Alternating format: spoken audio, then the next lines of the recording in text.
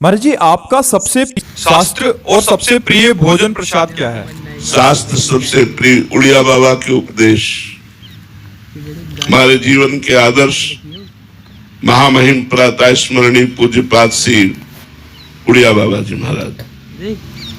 और प्रिय भोजन प्रसाद, अब जो प्रसाद में मिल जाए वही प्रिय भोजन।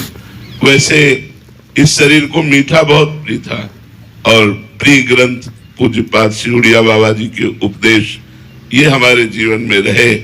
अब हमारे जीवन में प्राण प्रिय वाणी जी श्री चतुराशी जी और प्रियाजू के उच्छिष्ट का ही जीवन से भरण पोषण होना, अब ये मार्ग चल रहा है। जीवन का प्रिय रहा पूज्यपाद उड़िया बाबा के उपदेश, और जो भिक्षा में मिल गया वैसे प्रिय मिठाई था। अब है श्रीमद चतुराशी जी और प्रियाजू का उच्छिष्ट जो मिल जाए, जो डॉक्टरों के अनुसार हमें बताया गया है, उसके अनुसार शरीर का पोषण करने की चेष्टा करते हैं। अमित जी मध्य प्रदेश से। राधे राधे महाराज जी। राधे राधे महाराज जी। महाराज जी, मैं पिछले 2 सालों से आपका सत्संग सुन रहा हूँ, निरंतर नाम जप करने का भी प्रयास कर रहा हूँ। महाराज जी, नाम जप करने से मेरे अंदर एक आत्मविश्वास आ गया है। मुझे किसी से डर नहीं लगता। मुझे लगता है कि मेरे कभी भी अमंगल नहीं होगा, मेरा कोई भी कुछ भी कोई बिगाड़ नहीं सकता। महाराज जी, क्या ये मेरा अहंकार है या अज्ञान है या अटूट विश्वास है? ठीक है, नाम जप से ऐसा ही भाव आता है, कोई हमारा बिगाड़ नहीं सकता क्योंकि भगवान हमारे साथ है। पर हम किसी का बिगाड़ने की सोचे ना, हम कोई गलत कार्य न करें। अच्छा है, चुपचाप जपते रहो। और भी ये तो प्रारंभिक अनुभूतियां हैं, और भी दिव्य अनुभूतियां आती है, उनको छुपाते रहो, अपने भजन को छुपाते रहो तो बढ़ता रहेगा।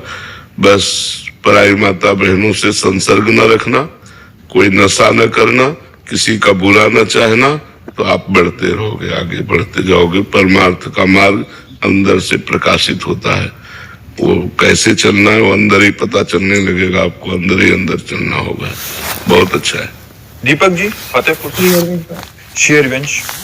महाराज जी, आपका भी ऐसा ही था कि शरणागति होने के बाद धन और नौकरी की चाह या घमंड था महाराज जी, वो थोड़ा सा उसमें शिथिलता से आने लगी है अभी। मतलब ऐसा लगता है कि सब श्री जी कर देंगी तो धन कमा लूं या सब विवेक से काम करो, परिवार थोड़ा सा विवेक से काम करो।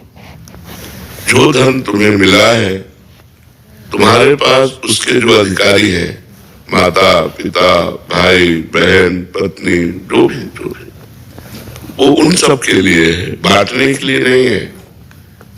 हाँ, कभी कोई भूखा नजर आवे तो उसे भोजन पवा दीजिए, कभी कोई बीमार है पैसा नहीं है तो औषधि करा दीजिए।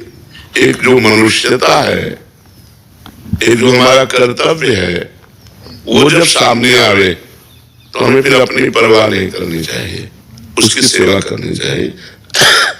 ऐसे बांट देना ठीक नहीं है।